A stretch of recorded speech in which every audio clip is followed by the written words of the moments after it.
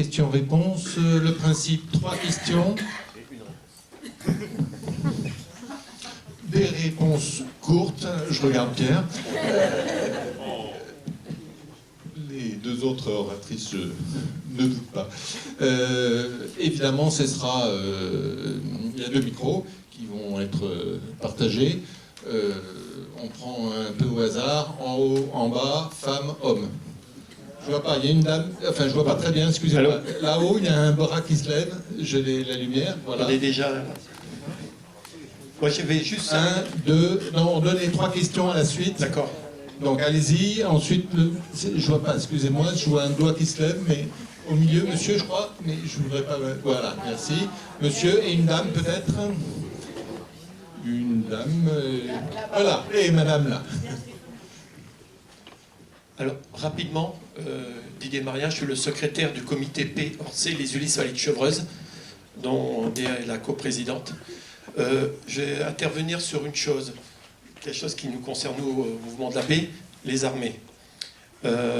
En décembre 2022, le SGR, Scientists for Global Responsibility, avec l'Observatoire des conflits et du climat, a fait un calcul comme quoi les armées, c'est entre 5,5 et 7% des émissions de CO2 mondiales.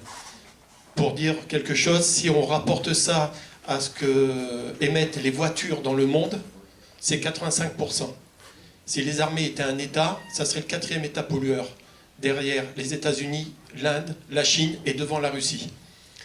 Quand on voit que la dernière loi de programmation militaire est augmentée de plus de 41%, qu'on a mis 50 milliards pour la dissuasion nucléaire, sachant que la France a signé la loi de non-prolifération de l'armement nucléaire, que le traité d'interdiction de l'armement nucléaire est rentré en vigueur il y a 3 ans et demi, ce qui rend l'arme nucléaire illégale dans le monde, là aussi, quand on dit qu'on manque d'argent, on pourrait avoir de l'argent. Le réarmement que fait Macron depuis quelques années cause des problèmes sur nos emplois, nos retraites, nos services de santé, et là, il y aura de l'argent récupéré. Donc, si vous êtes au pouvoir, et j'espère que vous serez au pouvoir, quelles vont être vos solutions pour récupérer une partie de cet argent? Merci. Une autre question à la madame et monsieur là-haut. Bonjour, merci. Lisa Lemoller, doctorante en écologie urbaine en codirection à l'Université Paris-Saclay. En début d'intervention, vous avez parlé de climat et de biodiversité. Le climat, c'est extrêmement important et c'est pas moi qui vais vous dire le contraire. Mais demain, on réglerait le climat, on ne réglerait pas l'érosion de la biodiversité. Quelles sont les propositions du nouveau Front populaire pour la biodiversité ?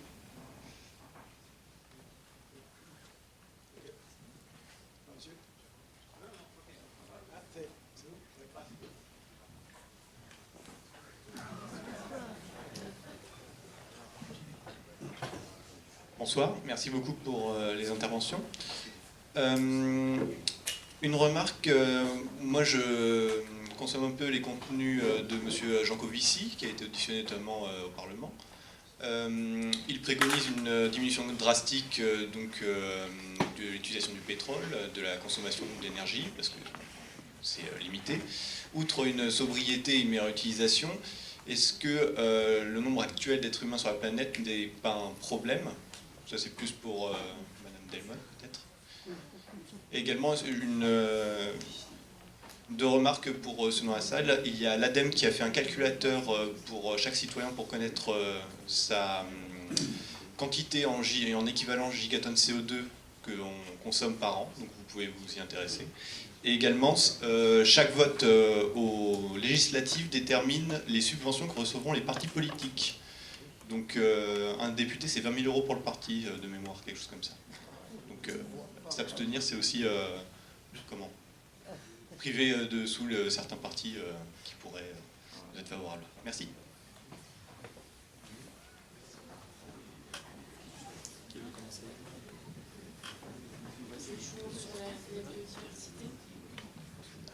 Oui, donc je voulais juste répondre sur la biodiversité. Donc il y a l'équivalent du GIEC sur la biodiversité, c'est l'IPBES. Donc vous pouvez regarder le rapport, le dernier rapport de l'IPBES. Et donc il y a des solutions très claires pour limiter la crise de la biodiversité. C'est comme le climat. On a enclenché une machine, ça ne va pas s'arrêter demain. Et donc, il suffit, l'objectif, c'est d'appliquer ces solutions. Donc, protéger. Donc, on a parlé des lois là, sur les aires naturelles, etc. Restaurer, il y a des moyens de restaurer. Et puis, et encore une fois, la conclusion importante, hein, c'est changer les systèmes de production et changer l'économie. Il faut protéger les circuits courts, l'agroécologie. On a plein de solutions. Enfin, les écologistes y travaillent depuis des années. On comprend de mieux en mieux comment interagissent les espèces vivantes. Et donc, on est capable de proposer pas mal de solutions. Quand vous avez parlé du mouvement de la paix, je me suis dit qu'on aurait pu avoir toute une soirée sur la question de construire la paix dans un monde de plus en plus violent, de plus en plus aussi injuste. Oui, voilà. C'est juste l'occasion, je n'aime pas trop parler de moi, mais c'est juste l'occasion de dire que je crois que j'essaye d'être un homme de dialogue. Quand j'arrive au Parlement européen, je me suis inscrit dès la première semaine dans la délégation de dialogue avec Israël et dans la délégation de dialogue avec la Palestine. Et un fonctionnaire est venu me voir en disant, écoutez, juste merci monsieur Larouturou, ça fait 30 ans que j'espérais qu'il y ait la même personne, le même homme ou la même femme qui soit dans le dialogue avec Israël et le dialogue avec la Palestine. Voilà. Et j'ai appris ça de Michel Rocard, qui était très fier en Nouvelle-Calédonie d'avoir été capable de faire parler les deux communautés ensemble, de faire le bilan. Ils disent on ne peut pas construire la paix si on ne dialogue pas avec les deux.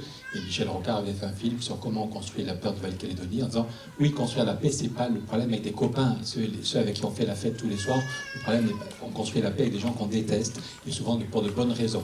Et donc il a fait un film sur ce qu'il avait fait en Nouvelle-Calédonie. Il avait passé une semaine en Israël et en Palestine. Et je trouve très dommage que l'Europe ne se donne plus les moyens d'agir pour la paix. Voilà, en 93, les accords d'Oslo, ça avait commencé avec des socialistes, hein, parlons franchement. C'était en 91, c'était à Madrid, c'était Felipe González. Il y en a qui l'ont pris pour un fou, mais qui a essayé de parler avec ceux et celles qui voulaient la paix des deux côtés. Et au bout de 2 ans, c'est l'accord d'Oslo. La photo historique, elle est aux États-Unis, mais c'est l'Europe. En mars 99, tous les chefs d'État, Miguel Moratino, c'est un grand copain qui était dans la salle avec Felipe González en 91. Et il a été pendant 7 ans le ministre de Zapatero, c'est un très très grand monsieur. Et l'autre jour, il était furieux, il me disait, mais Pierre, c'est pourtant monsieur très diplômé, très rond, il me disait, mais on est dirigé par des connards. On est dirigé par des connards. Déjà en mars 99, on savait que la paix était au bout, mais que des deux côtés, il y avait des gens violents qui voulaient prendre le pouvoir. Déjà, on voyait Netanyahou qui arrivait. Et en mars 99, tous les chefs d'État européens à Berlin disent maintenant, on a 1 an pour construire la paix, la solution à 2 États. Parce que Oslo prévoyait une période de 5 ans pour mettre en place la solution. Déjà en mars 99, unanimité de tous les chefs d'État européens pour dire maintenant, on arrête les bêtises, il faut la solution à 2 États. On est en 2024 et on compte les morts des deux côtés. Moi, j'étais en même temps le parrain d'une otage et en même temps, je suis allé passer 2 heures à la synagogue de mon quartier et j'ai organisé un débat entre l'ambassadeur de Palestine et l'ambassadeur d'Israël. Donc c'est pas le sujet de ce soir, mais on ne peut pas laisser le monde aux mains d'hommes et de femmes de plus en plus dangereux. Il faut que l'Europe se donne les moyens de construire la paix. Et ça passe par le développement, ça passe par le développement de l'Afrique, une autre politique agricole qui permet le développement de l'Afrique. Quand je dis qu'il fallait 300 milliards chaque année pour le climat et la biodiversité, c'est aussi pour financer le projet qu'avait Jean-Louis Borloo de permettre l'accès à l'électricité pour 80% des Africains. L'Afrique va se disloquer, ça ne sert à rien de verser des larmes de crocodile sur ceux et celles qui meurent en essayant de traverser la Méditerranée, si on ne permet pas un développement économique équilibré de l'Afrique.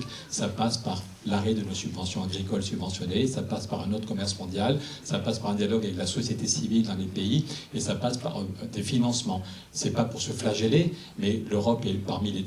si on fait le bilan depuis 2 siècles, c'est l'Europe et les États-Unis qui ont fait le plus de CO2 dans l'atmosphère. L'Afrique a fait très très peu de CO2, mais c'est en Afrique qu'il y a le plus de catastrophes.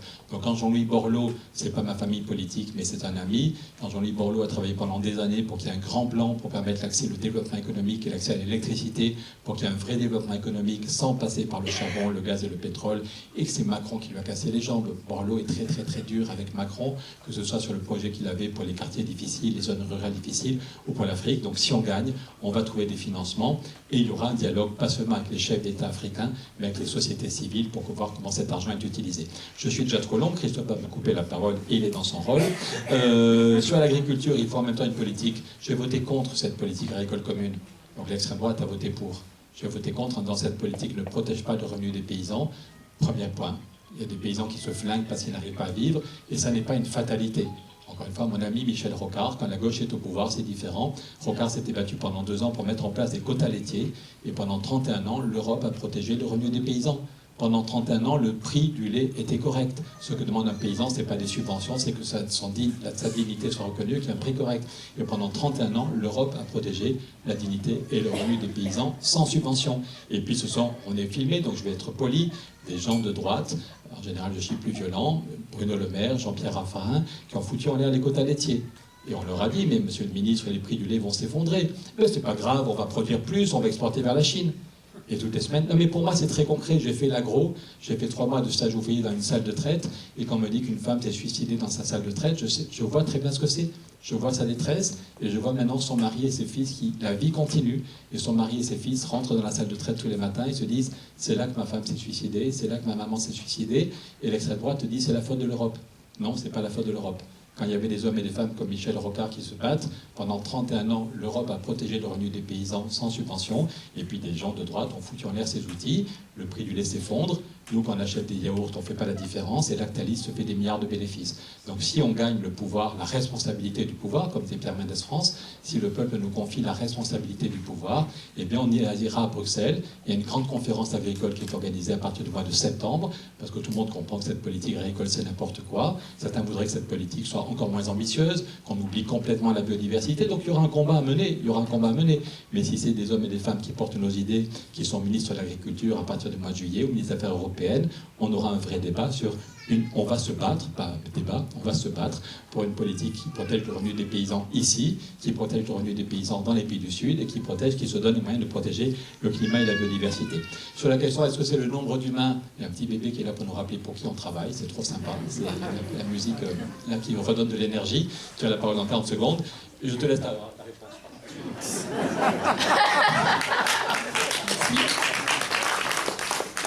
Alors, ce que je voulais dire, c'est dans les différentes trajectoires socio-économiques qui sont utilisées pour évaluer à la fois ce que ça implique en termes d'émissions de gaz à effet de serre, ce que ça implique en termes de pression sur les terres, ce que ça implique en termes d'exposition, de vulnérabilité, d'urbanisation et tout le reste. Le pire de ces scénarios, en termes de risque climatique, c'est les replis sur soi nationalistes. Pourquoi ?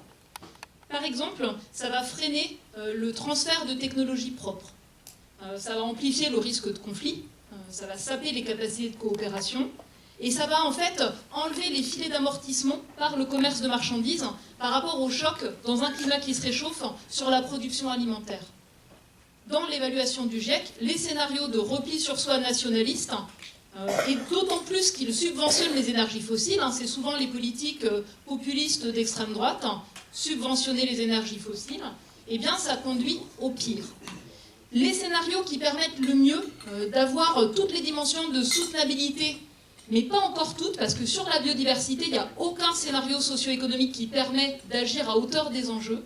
Mais en tout cas, sur les risques climatiques, les émissions de gaz à effet de serre, ceux qui ont les meilleurs résultats, eh bien, c'est les politiques publiques qui renforcent l'accès à l'éducation, à la santé, à une énergie décarbonée. Ce sont ceux qui ont des politiques féministes, notamment l'accès au planning familial, et ce sont ces conditions-là qui permettent en fait de maîtriser la fécondité quand on le souhaite, comme on le souhaite, et qui permettent, en maîtrisant l'évolution démographique, dont une grande partie est déjà prédéterminée par simplement le nombre de femmes en situation d'avoir des enfants, d'inverser les curseurs de développement vers la soutenabilité.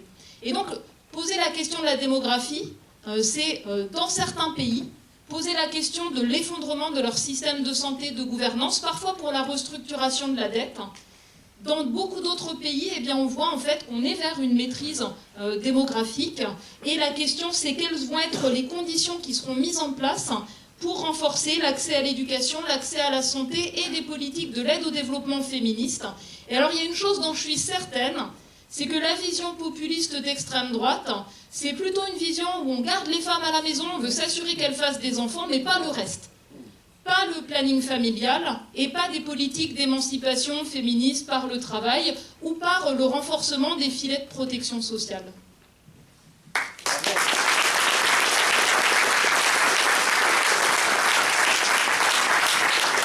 Monsieur, je ne veux pas grand-chose. Monsieur en rouge, une femme. Oui, Louis. Monsieur en bleu, Louis. il se reconnaîtra. Et monsieur Enrouge. Excusez. Ah, si, alors, pardon, je voulais pas si bien. Alors, 1, 2, et Louis, monsieur le tour d'après.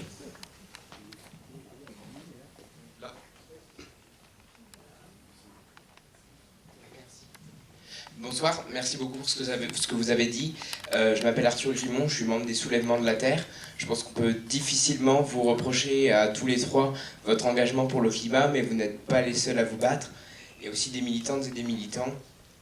Et moi, ma question ce soir, elle porte sur la répression des militants, puisque la France est le pays d'Europe qui réprime le plus sévèrement les militants écologistes. Dans 2 semaines, donc juste après les élections, il va y avoir une nouvelle mobilisation à Sainte-Soline. On est toutes et tous très inquiets et inquiètes sur la répression qu'il va y avoir.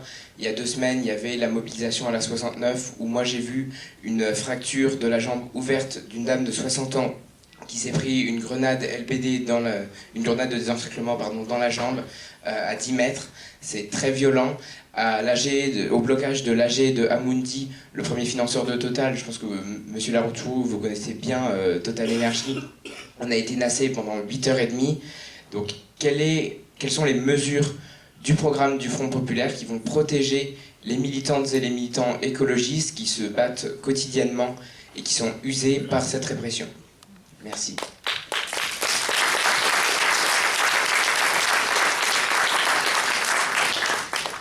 Oui, bonsoir. Du climat et des transports. Très rapidement, le RERB, c'est une des lignes les plus utilisées au monde. 1 million de passagers par jour. 500 000 en gros pour le barreau sud, celui qui nous concerne, de Saint-Rémy jusqu'à Châtelet. Et 500 000 sur le barreau nord jusqu'à Roissy.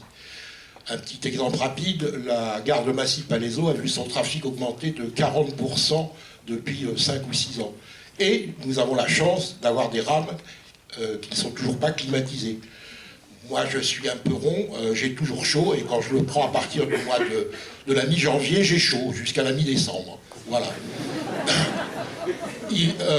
En parallèle, la ligne 18, qui est une catastrophe écologique, couvre, en gros, alors je vais essayer de faire très court. Dans son budget prévisionnel, c'était 2,5 milliards. On en est aujourd'hui à 5 ou 6 milliards. La ligne 18, dans ses meilleurs taux de fréquentation prévisionnels, on prévoit 40 000 passagers par jour. Le RERB, dans son barreau sud, celui qui nous concerne, c'est donc, si je sais à peu près compter, 20 fois plus, 15 fois plus, pardon. Voilà. Et par contre, c'est 6 milliards d'euros sur un budget prévisionnel de 3 milliards. Qui en plus sert à quoi? À continuer à dénaturer le plateau de Saclay. Le plateau de Saclay, je fais court, il y a suffisamment de gens, j'imagine qu'il y en a dans la salle, qui se battent un peu. Maintenant, évidemment, c'est trop tard. Évidemment, Paul Miki n'est pas responsable, il n'est là que depuis 2 ans. La seule chose, est-ce qu'il y aurait, si vous êtes élu, et je le souhaite ardemment évidemment, possibilité un peu de commencer à freiner cette tempête qui, voilà, plateau de Saclay très court, meilleure terre céréalière d'Europe, et pour certaines parcelles, c'est le céréalier de la ferme de Villiers-le-Bac qui me le disait, M. Vandamme, qui est décédé il y a 2 ans. Il me dit, nous, sur le plateau de Saclay, on a certaines parcelles de blé qui sont parmi les meilleures au monde. Au monde, cité avec l'Abri et l'Ukraine. Voilà. Le plateau de Saclay, en plus, c'est un exemple rapide. Il y a 2 ans, grosse sécheresse. Ils ont eu une des meilleures récoltes de blé. Enfin, ils ont au moins fait la même récolte de blé que d'habitude, tout simplement parce qu'il y a une nappe phréatique à 3 mètres et qu'au plateau de Saclay, on plante, ça pousse parce qu'il y a de l'eau. Il y a de l'eau, sauf quand on met du béton partout. Dernier truc, on en a profité pour supprimer toutes les rigoles, ou massacrer toutes les rigoles, qui dataient quand même de pas si longtemps, puisqu'elles servaient à alimenter en eau les fontaines du château de Versailles. Voilà, j'en ai fini.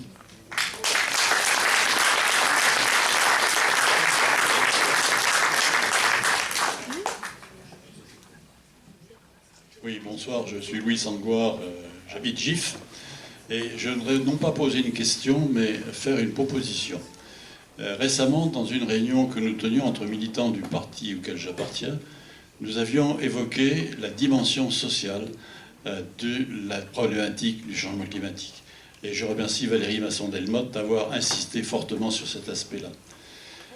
Nous avons débattu de cela et nous sommes arrivés à une conclusion, c'est que tant que l'on continuera comment dirais-je, à envisager ces problématiques de migration uniquement en comptant les traversées de la Méditerranée, les traversées de la Manche, ceux qu'on a refoulés, ceux qui hélas sont morts, on n'arrivera à rien. On restera à chercher à qui on peut refiler, excusez-moi du terme, les gens qui arrivent parce qu'on ne les repas chez soi. Et la question qui nous est venue, c'est de dire, ne serait-il pas opportun de créer un GIEC des mouvements migratoires? J'emploie à dessein ce terme parce que le terme immigration, dans l'esprit de beaucoup de gens, ça rime avec invasion. Donc un GIEC des mouvements migratoires, donc une instance internationale, à l'image de celle du GIEC pour le climat, qui analyserait les causes profondes des migrations partout dans le monde, des évolutions que l'on peut craindre suivant telle ou telle hypothèse, en particulier d'évolution climatique, et d'envisager des remèdes, des solutions qui ne se bornent pas à des réglementations idiotes, mais traitent le problème dans son ensemble. Merci.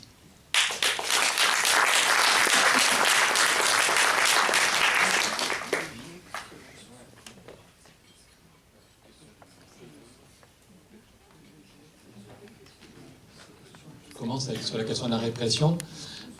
Écoutez, je pense qu'on est le seul pays d'Europe où il y a autant de violence et où il y a aussi peu de dialogue. Dans tous les pays d'Europe, il y a des réformes des retraites et on dialogue pendant 6 mois et puis il y a des votes à l'Assemblée et puis il y a une réforme des retraites. Dans tous les pays d'Europe, il y a des manifs pour le climat. Depuis 5 ans que je suis député, la même semaine, je vais dans une manif pour le climat à Bruxelles. Il n'y a pas 1 gramme de violence, pas une lacrymogène. Les organisateurs et organisatrices sont allés voir la police, on s'est mis d'accord sur le tracé, la police reste à 200 mètres au cas où il y aura des problèmes, pas une violence. Le samedi, j'arrive à Paris, je fais la même manif, manif mondiale, voilà, on se fait nasser, ça veut dire qu'on se fait enfermer, je me souviens, on se prend des lacrymogènes, alors qu'on est juste là pour dire l'urgence climatique. Au moment de la réforme des retraites, j'avais pourtant mis mon écharpe de député, j'ai cru que j'allais mourir, je n'arrivais plus à respirer. Je parlais des gens d'Extinction Rébellion, on était à la manif pour dire non à la réforme des retraites, on veut une autre réforme des retraites qui est beaucoup plus équilibrée, et on s'est pris des lacrymogènes, j'ai vraiment cru que j'allais crever. Heureusement, quelqu'un m'a tiré vers une petite rue où il y avait un peu de vent, et une jeune femme a mis des trucs dans les yeux, et j'ai cru que pendant un moment, je n'arrivais plus à respirer. Et j'ai engueulé les CRS en disant, c'est pas à vous que j'en veux, c'est à votre ministre. C'est juste un scandale, et les policiers et les CRS n'en peuvent plus d'être entre le marteau et l'enclume. Et y compris quand c'est des pompiers qui font des manifs, on envoie les CRS pour leur taper dessus, et quand c'est des infirmiers. Donc ils n'en peuvent plus parce qu'ils savent aussi que leur retraite ou la retraite de leur conjoint va être foutue en l'air. Et le ministre les oblige à aller à la castagne parce que dans notre pays, il y aurait un dialogue. Pendant le Covid, Angela Merkel savait qu'elle était la chef, mais elle passait des journées à négocier avec les élus locaux sur qu'est-ce qu'on fait ou qu'est-ce qu'on ne fait pas. Emmanuel Macron décide tout seul sur tous les sujets. Donc oui, c'est un vrai scandale. J'étais avec Extinction Rébellion, je ne vais pas vous raconter ma life, mais on a fait des actions devant la Banque de France. On va dire que ce que fait l'inaction de la Banque de France est scandaleuse. C'est étonnant que la Banque de France ne fasse rien parce que le patron de la Banque de France est l'ancien numéro 2 de BNP Paribas. Il y a un tout petit problème de conflit d'intérêts. On met comme patron de la Banque de France, qui est l'autorité de régulation, qui devait dire aux banques, vous avez quelques années pour stopper les nouveaux pétroles, et bien on met l'ancien numéro 2 de BNP Paribas, et peut-être que quand il sera plus à la Banque de France, il retournera à BNP. Donc peut-être qu'il n'a pas très envie, il passe son temps à faire des communiqués sur l'urgence climatique. Voilà. Donc avec les gens d'Extinction Rébellion, de façon totalement non violente, on est allé devant la Banque de France, et on a eu un procès, et j'ai été témoin de moralité avec Jean Jouzel. Voilà. Et donc, on est d'accord pour dire que c'est absolument scandaleux la façon dont le mouvement social n'est pas écouté et réprimé. Et je pense que celui ou celle, si on gagne le 7 juillet, celui ou celle qui sera ministre de l'Intérieur, d'abord il y aura un dialogue, on permettra à la police de respirer, de ne pas la foutre en permanence. Il ne faut pas se demander, il y a plein de raisons pour lesquelles il y a autant de policiers qui votent pour l'extrême droite, mais le fait qu'on les met entre le marteau et l'enclume, le rôle qu'on fait jouer à la police ou au CRS devient insupportable depuis quelques années. Sur la question du GIEC des migrations, je pense qu'il y a une très bonne idée. Moi, je ne prends jamais l'avion dans ma vie perso, mais comme député européen, j'ai été invité plusieurs fois en Afrique. Je suis allé à l'Ouganda et j'ai fait voter une résolution pour demander qu'on arrête le méga pipeline. J'ai obtenu, les gens de chez Total Energy étaient furieux, mais j'ai obtenu en 12 qu'on fasse voter une résolution en 12 parce qu'on a été discret, parce que les gens de Total Energy n'ont su que 24 heures avant, ils se sont déchaînés avec l'aide de François-Xavier Bellamy et de la droite. Ils ont essayé de tuer notre projet. Mais, et je vois là-bas comment il y a effectivement une colère qui monte contre les pays du Nord. Et je pense qu'un GIEC des mouvements migratoires avec les moyens d'agir serait une bonne chose. Et je finirai en répétant la phrase de Martin Luther King. Il y a vraiment une colère des pays du Sud contre les pays, quand on leur donne des leçons, on leur demande d'arrêter le pétrole, mais ils crèvent de faim. Et donc je répétais la phrase de Martin Luther King. Il faut apprendre à vivre comme des frères et sœurs ou se préparer à mourir comme des imbéciles. Apprendre à vivre comme des frères et sœurs, et c'est vrai sur le climat, c'est vrai globalement dans les relations économiques entre l'Europe et voilà. Il y a vraiment une colère qui monte. Une amie qui est l'ancienne première ministre du Sénégal me dit il y a 20 ans, le Sénégal et la France étaient les meilleurs amis du monde. Léopold Sédar Senghor était à l'Académie, moi j'étais à Sciences Po avec le petit-fils de Léopold Sédar Senghor, le président du voilà. Et là, il y a un gars qui s'est fait élire député au Sénégal avec son comme seul projet dégage la France. Et la morgue d'Emmanuel Macron, la façon dont Macron voilà, n'a vraiment pas facilité les choses. Et donc oui, j'espère qu'on va gagner pour plein de raisons le 7 juillet, et qu'on aura des hommes et des femmes capables de dialoguer comme des frères et des sœurs avec les hommes et les femmes d'Afrique.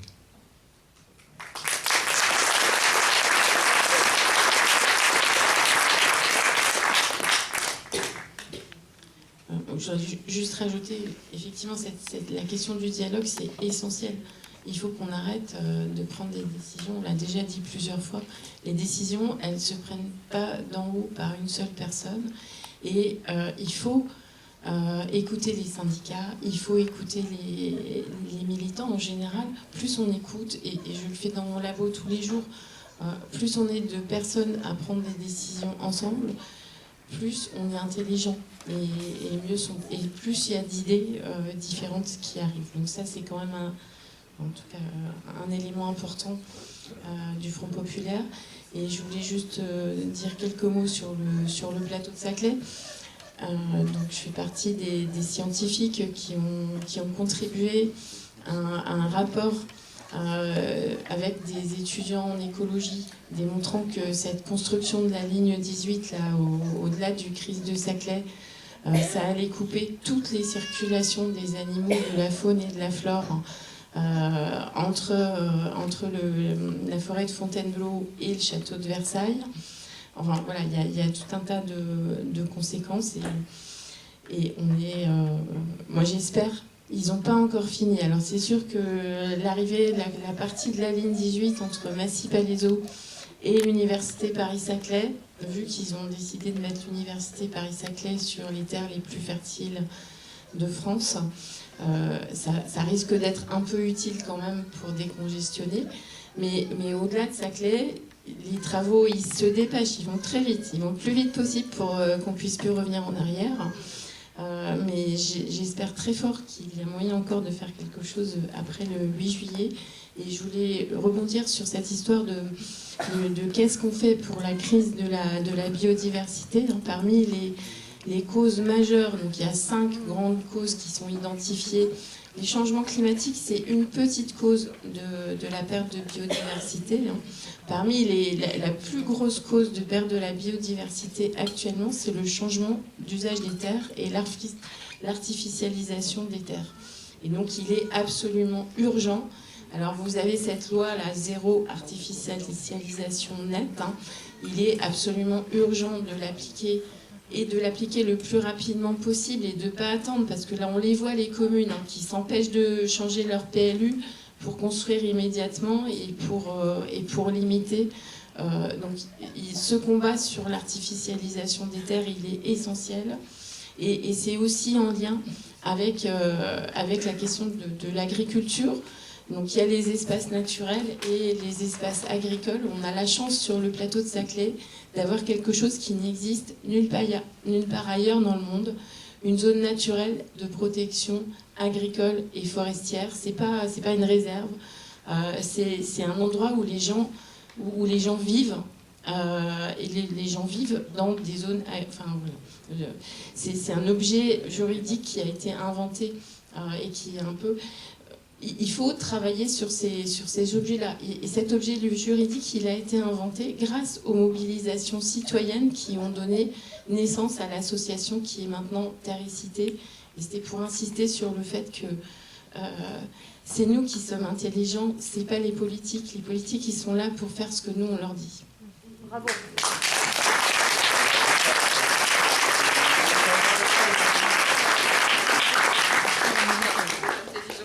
Oui, moi je voulais dire un mot sur l'enjeu qui est lié à la qualité des sols et par une valorisation des pratiques d'agroécologie. Un aspect important, c'est augmenter le stockage de carbone dans les sols, la qualité des sols. Il n'y a pas un cadre aujourd'hui qui permet en fait de valoriser le travail qui a été effectué par des exploitants agricoles pour améliorer la qualité des sols. Il y a certainement des politiques publiques à construire pour mieux le valoriser et mieux valoriser aussi la qualité des sols par rapport aux projets d'artificialisation différentes. Parce que je crois que ce cadre-là n'existe pas. Et après, il y avait des questions d'habitabilité et de migration. Et je pense qu'un des enjeux démocratiques profonds, pas uniquement sur les relations internationales et les mouvements d'un continent à l'autre ou d'un pays à l'autre, mais aussi à l'intérieur de chaque pays, à l'intérieur de chaque territoire, c'est aussi parfois des relocalisations, des replis stratégiques qui vont devoir être menés. Donc sur les régions littorales, il y a la montée du niveau de la mer, et qu'est-ce qui va être fait sur les endroits très exposés. Sur les zones inondables, on le voit dans le Pas-de-Calais ou ailleurs, on a beaucoup construit dans les plaines inondables. Il y a aussi des questions qui ne vont pas être simples sur là où on choisit de se retirer, en fait, de reculer. Et donc, comment aussi on aide à relocaliser les personnes ou les activités concernées. Et ce n'est pas simplement un sujet international, ça peut être un sujet local important à anticiper, par exemple avec la révision des plans de prévention de risques d'inondation, ou ce qui est nécessaire, qui n'est pas encore fait pour le littoral ou les régions de montagne, on l'a vu récemment avec des inondations et des coulées de terrain dramatiques.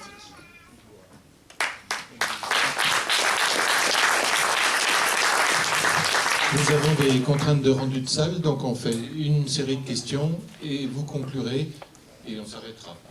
Il y avait monsieur en rouge, une dame ici, et quelqu'un au fond, et le monsieur en rouge. Désolé. Donc monsieur en rouge, madame et monsieur là-haut. Oui, bonjour, Guilain, Bure-sur-Yvette. Le projet de loi sur la fin de vie a été stoppé évidemment avec la dissolution de l'Assemblée. Est-ce que vous, si le projet de loi était reproposé, est-ce que vous voteriez pour ou contre? Merci.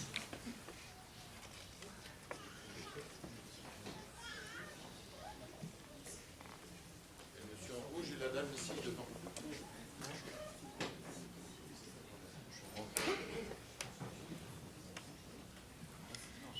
Bonsoir. Donc moi, je n'ai pas de questions particulières, juste vous remercier pour votre engagement pour l'environnement. Je voudrais faire un crochet sur les forêts, notre deuxième puits de carbone, qui, comme l'a bien expliqué Madame Delmotte, est en baisse, moins 50% en 10 ans, dû au réchauffement climatique notamment. Alors, nos forêts publiques en Île-de-France ne sont pas épargnées. L'urbanisation grignotante, je vais donner un exemple pour la forêt de Verrières. En 50 ans, elle a perdu 35 hectares, notamment par les infrastructures routières et un garage pour le tramway. La surfréquentation, les forêts domaniales, c'est 100 millions de visites par an, et la pression des coupes qui fragilise cet écosystème. Alors, j'ai participé à la co-rédaction du plaidoyer sauvegarde des forêts publiques en Île-de-France en tant que présidente d'associations environnementales et membre d'un collectif qui regroupe une soixantaine d'associations et de fédérations locales.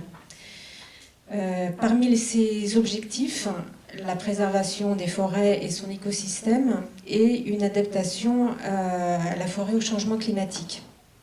Nos forêts en Île-de-France participent à notre environnement et notre bien-être. Elles méritent toute notre attention. Donc, je renouvelle mes remerciements à vous trois, puisque vous avez signé ce plaidoyer. Et votre soutien nous donne, nous les associations, mais les citoyens, de la crédibilité pour défendre nos forêts et remonter ainsi aux différents acteurs de la forêt ce plaidoyer voilà, pour faire avancer leur protection et leur sauvegarde, nous l'espérons, le plus longtemps possible.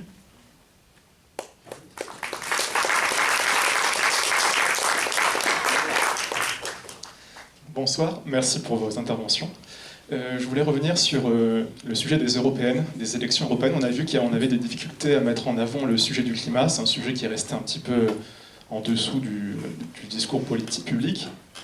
Et pour l'avoir vécu de l'intérieur en tant que colistier de Marie Toussaint aux élections européennes pour la liste écologiste, c'est vrai que même en interview, en conférence de presse, on a eu beaucoup de mal à faire venir sur le devant de la scène ce sujet du climat, de l'environnement. Et je me demandais peut-être si vous aviez un avis sur ce qui a manqué durant cette campagne, Et ce qui nous permettrait, pas que politique, mais aussi pour la société civile, pour les citoyens, ce qui nous a manqué pour mettre en avant ce sujet-là, et ce qui nous permettra dimanche de changer la donne, et même dans les élections à venir.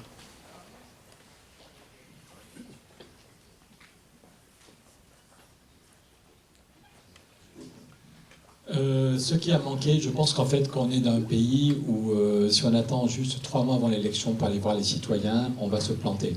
Et moi, j'espère que je sois député ou pas, j'espère qu'on continuera à faire la politique ensemble. J'ai été super bien accueilli. Oui, je n'habite pas ici, je ne suis pas né ici. Mais je trouve que c'est une circonscription super intéressante, super attachante. Partout, il y a des gens. Et j'espère qu'on va continuer à faire de la politique ensemble. Si on gagne, il y aura plein de choses à faire bouger. Quand Léon Blum arrive au pouvoir, il hésite sur certaines réformes. Au début, Léon Blum ne croit pas au congé payé. Vous ne trouverez aucun tract ou aucun discours de Léon Blum. Il pensait que c'était de la connerie, que ce n'était pas possible. Et le peuple est dans la rue, le peuple a voté pour Léon Blum, et le peuple, joyeusement, sans violence, pousse Léon Blum à faire les congés payés. Et 3 semaines après, il y a la loi, et Léon Blum sera très heureux de ça. Un autre exemple, moi je suis d'un parti qui s'appelle Nouvelle Donne. Quand Roosevelt arrive au pouvoir, j'ai fait un papier dans l'IB la semaine dernière là-dessus, Roosevelt veut tripler le budget fédéral pour donner du boulot à tout le monde, pour améliorer le revenu des paysans, pour protéger les forêts. Il taxe la spéculation, et les banquiers sont furieux. Les banquiers expliquent que Roosevelt est un fou, un communiste qui va tuer l'Amérique. À l'époque, communiste, c'était très très grave. Et Roosevelt tient bon, il parle à l'intelligence des gens. Roosevelt ne pense pas que les citoyens sont des benets qu'on va draguer une fois tous les 4 ans pour avoir leur vote. Mais dès qu'il est à la Maison-Blanche, au bout de 2 heures, il parle, mes amis, il parle comme à des frères et des sœurs. Mes amis, je vais vous expliquer comment marchent les banques. Et demain, voilà la réforme des banques que je fais approuver par le Congrès. Et il fait approuver le lendemain, les 2 chambres votent. Et ici, la semaine suivante, mes amis, je vais vous expliquer comment les marchés agricoles ont fait baisser les prix des revenus des agriculteurs. Demain, je vais modifier les marchés agricoles. Et puis, à un moment, il dit aux syndicats, mettez-moi du monde dans la rue, les banquiers sont trop durs, je ne peux pas faire passer la séparation des banques. Et donc, c'est très bien de voter, évidemment, c'est très important. Mais si on gagne, il faudra continuer, parce qu'il y aura et sur la question du climat, si on n'est pas capable de changer nos comportements, c'est très bien de faire des lois et des financements européens. Voilà, donc de toute façon, et si on ne gagne pas, et que c'est le bazar, que le pays est bloqué, qu'il y a un risque de dissolution dans 1 an, il faudra faire des campagnes pour expliquer. On n'a pas eu le temps de parler de l'allocation d'autonomie, mais au Danemark, tous les jeunes entre 18 et 25 ans ont 800 € par mois pour vivre. Et moi, je ne pensais pas qu'il y aurait la dissolution, je savais que je ne serais plus député européen. On était en train de faire un collectif avec des gens très différents, de droite et de gauche, et des associations d'étudiants, pour dire on veut une allocation d'autonomie pour tous les jeunes dans notre pays. Donc je pense qu'un des problèmes, nos idées sont plus compliquées que les idées de la droite ou de l'extrême droite. Le cerveau reptilien, il se contente de petits slogans. Il y a trop d'Arabes, on va les refoutre dehors. Et ça, BFM vous le met en boucle, et c'est news, voilà. Et ça fait plaisir au cerveau reptilien, voilà. Tandis que nous, nos idées, même en parlant vite, c'est un peu plus compliqué. Ça passe pas en 1 minute, ça parle pas au cerveau reptilien, mais ça parle au cerveau humain, au cerveau qui veut la fraternité et l'intelligence. Donc je pense qu'il faudra qu'on continue à faire de la politique ensemble et qu'on explique, parce que si le pays est bloqué et que dans 1 an, il y a une autre dissolution, il faudra absolument qu'on gagne. Donc sur les questions de climat, comme sur les questions sociales, comme sur les questions... Il faut qu'on parle ensemble, des jeunes et des vieux, des gens pardon, tu veux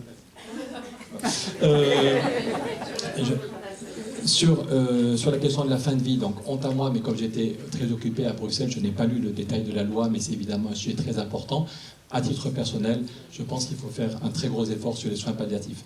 Je pense que moi, mes 2 parents ont fini leur vie dans une unité de soins palliatifs où ils étaient accompagnés humainement. Il y avait des médecins, des infirmiers, des infirmières qui leur parlaient, voilà. Et que, évidemment, c'était douloureux pour eux comme pour nous, mais il y a beaucoup moins de souffrance physique, beaucoup moins de souffrance psychologique. Alors, j'ai une amie de ma femme, au contraire, qui a fini sa vie dans des conditions juste monstrueuses, avec une aide-soignante qui pensait qu'elle ne pouvait pas donner de morphine, le médecin n'était pas là, et donc l'aide-soignante était paniquée, alors qu'on savait très bien que cette copine n'en avait plus que pour 1 jour ou 2 maximum, et c'était juste l'horreur, je ne veux pas insister. Donc je pense que la priorité, c'est d'abord de se donner les moyens sur tous nos territoires, l'accès aux soins palliatifs, on en est encore très très loin. L'accompagnement, ne pas laisser les gens dans la solitude, quand on voit l'horreur de la fin de vie dans un EHPAD, il y a aussi beaucoup de gens qui veulent en finir parce que leur vie au quotidien est juste horrible. Donc c'est, à mon avis, la priorité. Et puis après ça, j'ai une de mes tantes qui a une tumeur du cerveau, qui se dit qu'à un moment où ça ne servira plus à rien de prolonger. Ce n'est pas des images très agréables, mais elle se dit que si elle finit, et que certains lui disent que ça va être l'horreur, que les derniers jours, c'est juste une vie qui n'a pas de sens, qu'elle va se vomir dessus, et que c'est juste l'horreur, elle se dit que la dignité humaine, c'est très important, de protéger cette dignité. Elle pense que les soins palliatifs, c'est très important, mais elle se dit que si elle voit qu'elle va approcher d'un moment où ce sera horrible, et ça n'a pas de sens de vivre 15 jours de plus, si c'est 15 jours comme ça, elle se dit qu'elle ira peut-être en Belgique ou en Suisse pour finir autrement. Et donc je pense qu'il faut qu'on fasse évoluer la loi. Donc, honte à moi, vous pouvez vous dire que je ne suis pas au niveau. Étant député européen, il y a peut-être des parlementaires ici qui ont lu le texte, et David en parlerait mieux que moi. Donc, je ne connais pas le détail de la loi. Je ne peux pas vous répondre est-ce que j'aurais voté oui ou non, mais je pense qu'il faut avoir cette approche globale, y compris la dimension de convivialité. Là-dessus, encore une fois, vous avez compris que j'aimais beaucoup Michel Rocard. Et Michel Rocard passait pour un techno qui avait fait la CSG, le RMI et tout ça. Mais son discours d'investiture, les mots de Michel quand il est Premier ministre, les derniers mots, c'est un pays qui retrouve le goût de la fête. S'il a mis en place la CSG, le RMI, c'était juste pour un pays qui retrouve le goût de la fête. Un pays où tout le monde peut vivre dignement, on a du temps pour faire la fête de l'école, la fête du village. Voilà. Et un pays qui retrouve le goût de la fête. Les personnes âgées ne sont pas laissées dans des EHPAD en attendant qu'elles meurent dans des conditions. J'ai une copine qui se forme pour être directrice d'EHPAD. Elle dit c'est une honte. C'est une honte. Quand on veut de l'argent pour le scanner du centre-ville, on déshabille les financements des EHPAD, et du coup, il y a seulement une douche tous les 15 jours. Voilà, tout ça est lié. Je pense qu'il faut une approche plus humaine de toute la fin de vie, que ce soit les dernières semaines ou les dernières années.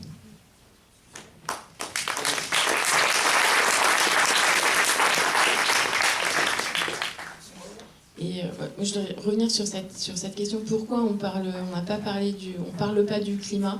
Et pourquoi même dans cette campagne législative, on est les seuls il y a Sylvie Retailleau qui a remarqué qu'il fallait faire un débat sur le climat. Donc il y aura un débat sur le climat organisé demain par Paul Midi et Sylvie Retailleau. Et globalement, alors oui, il y a beaucoup d'industries, l'agro-industrie, l'industrie pétrolière, Total, ils n'ont pas trop envie qu'on parle du climat. Et donc, pour mettre cette question au cœur, il faut deux ingrédients. Il faut des personnes qui ont un certain courage politique, parce il faut se battre contre ces gens qui aimeraient que tout, c'est du business as usual. Et la deuxième chose qu'il faut pour qu'on puisse parler de ces sujets importants, c'est l'éducation. L'éducation, c'est essentiel. Et renforcer, on en a parlé plusieurs fois, donner des moyens pour l'ensemble des services publics, et en particulier pour l'éducation et la recherche. Et surtout, ma voisine, elle est enseignante à Bure. En cours élémentaire, 32 élèves par classe.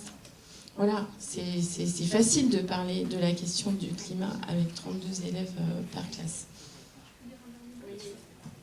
Oui, je pense qu'il y a un autre ingrédient, et le dernier qui est essentiel dans la vie démocratique, c'est l'indépendance des médias. Et en fait...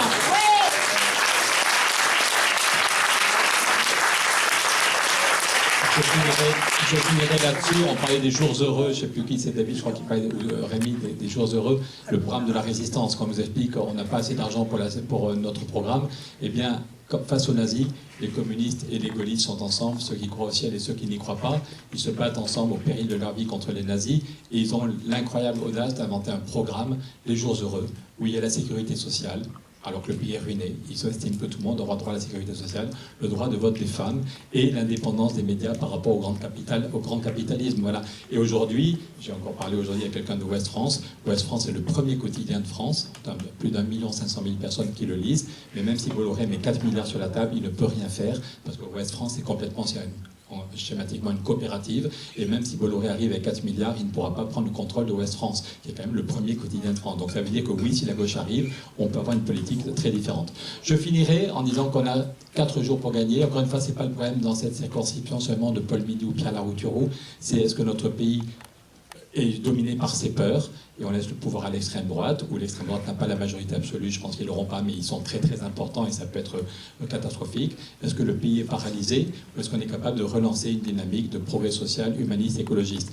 Et que l'extrême droite joue sur les peurs, nous, notre fil directeur, c'est le droit au bonheur. Chacun de nous n'a qu'une vie, on a envie que chacun et chacune puisse vivre dignement, vivre pleinement, avoir du temps pour soi, avoir un revenu correct, un loyer correct, accès à la culture, accès à la convivialité, des transports qui fonctionnent. On n'a qu'une vie, on a envie d'être heureux, et on pense que la politique est un élément pour permettre à chacun et chacune de vivre heureux. Donc on n'a plus que quelques jours, cette dissolution c'est quand même une catastrophe, on a vraiment besoin d'un débat de fond. Le pays va très très très mal, on aurait dû avoir 3 mois, il aurait pu dire, bon, j'ai merdé aux européennes, pardon d'être vulgaire, mais en octobre je vais dissoudre, on aurait eu du temps, on aurait pu dire, il y a une élection en octobre, tandis que là il a voulu aller très vite. Donc on ne va pas le laisser matraquer cette campagne. Et donc chacun de nous a un rôle très très important. On dit que pour être en forme, il faut manger 5 fruits et légumes par jour. Mais je pense que d'ici dimanche, si chacun de nous parle à 5 personnes, on peut gagner. On peut gagner. Il faut parler à ceux qui sont d'accord avec nous, qui sont allés voter dimanche et qui pensent que c'est fini. Ce matin, on était devant le RER. Il y en a qui me félicitaient, qui pensaient que j'étais élu. Les gars, je vous remercie, mais c'est un peu prématuré. On a fait un très bon score. Merci Clovis et les copains des Ulysses. Mais on n'est pas encore élu en vrai. Hein. Peut-être. Voilà. Donc il faut aller parler à ceux qui sont convaincus et qui pensent que c'est fini. Il faut penser à ceux qui ont... Ils n'osent pas le dire, mais ils partent en vacances. Ils n'avaient pas vu la dissolution, ils n'osent pas le dire, mais ils ne seront pas là dimanche. Pas de panique, c'est gratuit, ça prend 3 minutes, on fait une procuration. Il faut aussi parler aux humanistes qui ne votent pas toujours à gauche, qui hésitent. Et Paul Midi leur a dit que j'étais un révolutionnaire gauchiste qui allait tuer tout le monde et foutre en l'air l'Europe. Je veux dire que finalement, c'est moins grave que ça. Nous ne sommes pas des anti-européens. Voilà. Donc il y a chacun de nous, je vous promets que si on en parle à 5 personnes, en plus c'est bien de parler de politique avec des gens. On parle du football, on trouve ça normal, on parle des RER qui est en panne, on parle... Voilà. Mais parler à quelqu'un de politique, ça veut dire je pense que tu as un cerveau, je pense que toi aussi tu t'intéresses à la vie quotidienne et à notre avenir. Donc parler à quelqu'un de politique, même si on n'a pas l'habitude, même si on n'est pas forcément d'accord, ça veut dire j'ai de l'estime pour toi et on est co-responsable de notre avenir. Donc je pense que si chacune de nous parle à 5 personnes d'ici dimanche, on peut gagner. Merci.